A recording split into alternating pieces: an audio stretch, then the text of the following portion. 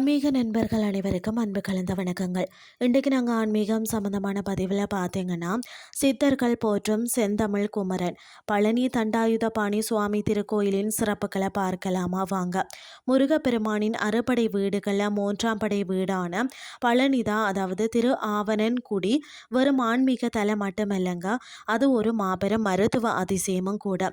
இந்த தலத்தின் சில மெய்சிலிக்க வைக்கக்கூடிய சிறப்புகளை தான் நம்ம இன்றைக்கு பார்க்க போகிறோம். அதாவது சித்தரின் கலைவண்ணம். மலைக்கோயில்ல வீற்றிருக்கக்கூடிய தண்டாயுதபாணி சுவாமி சிலை சாதாரண கல்லால் ஆனது அல்ல. அதாவது போகர் சித்தர் எனும் மகாஞானி 9 வகையான விஷத்தன்மை உள்ள மூலிகைகளை, அதாவது நவபாசானம் குறிப்பிட்ட விகிதத்தில் கலந்து இந்த சிலையை வடித்தாராம். இந்த சிலையின் மீது பட்டு வரக்கூடிய அந்த அபிஷேக பொருட்கள் பால், பஞ்சாமிர்தம் போன்றவை பார்த்தீங்கன்னா தீராத நோய்களையும் தீர்க்கும் நிவாரணியாக கருதப்படுகிறதாம். மலையடிவாரத்தில் உள்ள கோயிலேயே பழமையான திரு ஆவணன்குடியாகும். இங்கு முருகன் குழந்தை வேலாயுதராக மயில் மீது அமர்ந்து காட்சி அளிக்கிறார்.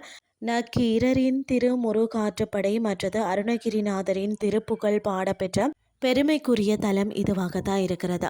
முருகப்பெருமானுக்கு நாம் எடுக்கக்கூடிய காவடி வழிபாடு முதல்ல உருவான இடம் பழனிதான். அகஸ்தியரின் சீடரான இடும்பன் சிவகிரி மற்றது சக்திகிரி மலைகளை காவடியாக தூக்கி வந்த வரலாற்றின் அடிப்படையில் இன்றும் லட்சக்கணக்கான பக்தர்கள் காவடி எடுத்து முருகனை தரிசிக்கிறார்கள். அது மட்டுமில்லாமல் உலக புகழ் பெற்ற பழனி பஞ்சாமிர்தம். பழனி என்று சொன்னாலே நம்மளுடைய நினைவுக்கு வருவது சுவைமிக்க பஞ்சாமிர்தம் தான். வாழைப்பழம், வெல்லம், நெய், தேன், ஏலங்காய் ஆகியவற்றை சேர்த்து தயாரிக்கப்படக்கூடிய இந்த பிரசாதம் ஒரு துளி நீர் கூட சேர்க்கப்படாமல் செய்யப்படுவதால் பல நாட்கள் கெடாமல் இருக்கும் அதிசயம் கொண்டது. கிரிவலமும் வேண்டுதலும். திருவண்ணாமலையை போலவே பழனியில கிரிவலம் வருவது மிகவும் விசேஷம்.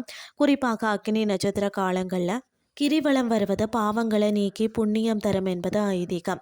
மலைக்கோயிலை அடைய 690 படிகள் ஏற்றி செல்வது பக்தர்களின் உடல் மற்றும் மன உறுதியை சோதிக்கும் ஒரு தலமாகவே பார்க்கப்படுகிறது.